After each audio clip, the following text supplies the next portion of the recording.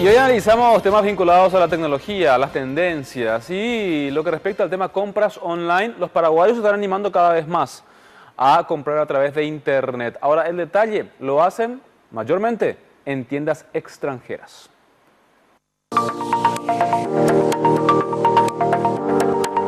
El volumen de compra de paraguayos a través de internet el año pasado alcanzó 225 millones de dólares.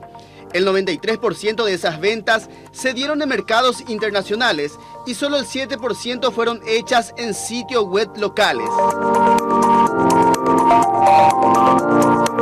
Aunque la preferencia sigue siendo comprar del extranjero, hace 2 años comenzó un crecimiento de consumidores paraguayos comprando en tiendas online de Paraguay. El Paraguay está en un momento inicial de su desarrollo de los comercios electrónicos, yo les diría. Ahora nosotros vemos países de la región que ya fueron pasando por lo que nosotros estamos pasando hoy, ya fueron pasando hace 3, 4, 5 años. Pero la jornada esa ya se inició. Yo les diría que algo importante está pasando en nuestro mercado, que es que las grandes empresas conocidas ya, comercios importantes, están comenzando a habilitar sus canales online. José Suaco, presidente de la Cámara Paraguaya de Comercio Electrónico, asegura que adquirir un producto de una tienda online nacional es seguro.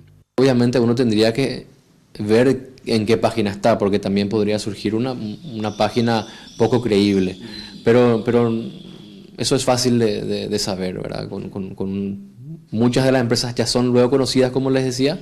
Y bueno, y si es alguna empresa que uno no conoce, con una búsqueda breve en internet uno ya puede encontrar comentarios sobre esa empresa, escuchar al respecto, opiniones. Como decía una vez un amigo mío, en internet es muy difícil esconder algo malo. Entonces, si tenés comercios o tiendas que no son buenas realmente, enseguida se encuentran los malos comentarios, las malas noticias, ¿verdad?